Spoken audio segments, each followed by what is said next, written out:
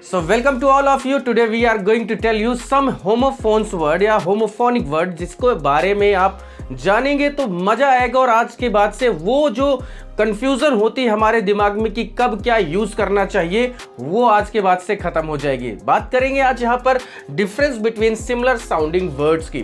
तो सबसे पहला वर्ड आप देख सकते हैं, पहला वर्ड हमारा है एक्सेप्ट और एक्सेप्ट। आप मेरे प्रोनाउंसिएशन पे भी ध्यान दीजिएगा, एक्सेप्ट और एक्सेप्ट, एक्सेप्ट और एक्सेप्ट।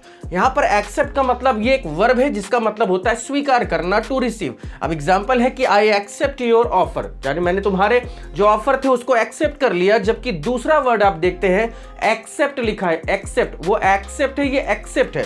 एक्सेप्ट क्या है? एक प्रीपोजिशन है जिसका मतलब होता है को छोड़कर या एक्सक्लूडिंग। यहां पर लिखा है कि एवरीवन केम एक्सेप्ट राम, यानी सब आए लेकिन राम को छोड़कर, सब आए लेकिन राम के सिवाय, अतिरिक्त, अलावा। अगर इसका सेंस आता है तो then you have to use accept, not accept. I hope ये चीजें क्लियर है। उसके बाद एक और वर्ड देखते हैं, एडवाइस और advice, advice and advice. What is the difference between both? तो एडवाइस, ADVIC जो है उसका मतलब वो एक नाउन है जिसका मतलब सलाह होता है। तो यहाँ पर एग्जाम्पल लिखा कि he gave me good advice, okay, उसने मुझे अच्छी सलाह दी। यहाँ पर एडवाइस एक नाउन है, जबकि एडवाइस ADVISE है, ये एक वर्ब है जिसका मतलब होता है सलाह देना। तो एक है सलाह और एक है सलाह देना। यहाँ पर बात करते हैं I advise you to hard work, यानी मैं तुम्हें सलाह देता हूं कि तुम अच्छी मेहनत करो या खूब मेहनत करो। यहाँ पर जिसकी प्रोट्रिक है वो है C वाला नाउन है और S वाला वर्ब है। ये भी क्लियर हो गया होगा। नेक्स्ट में चलते हैं अफेक्ट और इफेक्ट। ये थोड़ा सा अलग जरूर है, एक अफेक्ट है और एक इफेक्ट है। अफेक्ट एक वर्ब है जिसका मतलब होता है प्रभाव डालना, अफेक्ट एक वर्ब है, याद रखिएगा, टू इन्फ्लुएंस। तो स्मोकिंग अफेक्ट्स हेल्थ, बिल्कुल सही बात है। जबकि इफेक्ट की बात करते हैं तो वो एक नाउन होता है जिसका मतलब होता है परिणाम या रिजल्ट या आउटकम। हमने इसके बारे में बात की, द इफेक्ट वॉज सीरियस, यानी जो भी एक इंसिडेंट हुआ, जो भी एक एक्सीडेंट हुआ, उसका जो इफेक्ट आया वो बहुत सीरियस था। इफेक्ट एक नाउन है जबकि अफेक्ट एक वर्ब है। नेक्स्ट में आगे चलते हैं तो लूज और लूज लिखा हुआ है, लूज LOOSE और LOSE, लूज और लूज, इनके बीच में डिफरेंस क्या है? तो ये जो लूज है LOOSE वाला वो एक एडजेक्टिव होता है जिसका मतलब ढीला, मींस नॉट टाइट। तो एग्जांपल है कि माई शर्ट इज लूज, ठीक है, वो शर्ट है, शर्ट का ही बारे में बताना है तो लूज वर्ड यहां पर बिल्कुल सही है। जबकि ये जो लूज है ये एक वर्ब है, इसका मतलब होता है खो देना या हारना, तो टू बी डिप्राइव्ड ऑफ। तो डोंट लूज योर पेन, है ना, यहां पर है कि अपनी पेन को खोना मत।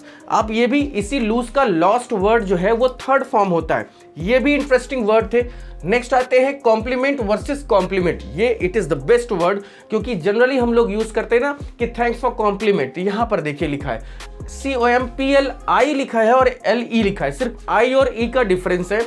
तो कॉम्प्लीमेंट मीन्स होता है प्रशंसा और प्रेज होता है इंग्लिश में। आई गिव अ कॉम्प्लीमेंट, यानी मैंने क्या किया है तुम्हारे लिए, तुम्हें एक कॉम्प्लीमेंट दिया, मीन्स तुम्हारी तारीफ कर दी, तुम्हारी खूबसूरती की तारीफ कर दी, तुम्हारे अच्छे बिहेवियर की तारीफ की। Then what's your answer? Okay, thanks for compliment, ये वाला। जबकि इस कॉम्प्लीमेंट का मतलब होता है पूरा करना या पूरक होता है। हमने कहा कि every coin has two aspects and both are complements to each other, वो दोनों एक दूसरे के पूरक है। जैसे ये पेन और ये बोर्ड है ना, ये दोनों एक दूसरे के पूरक है, मैं और आप एक दूसरे के पूरक है।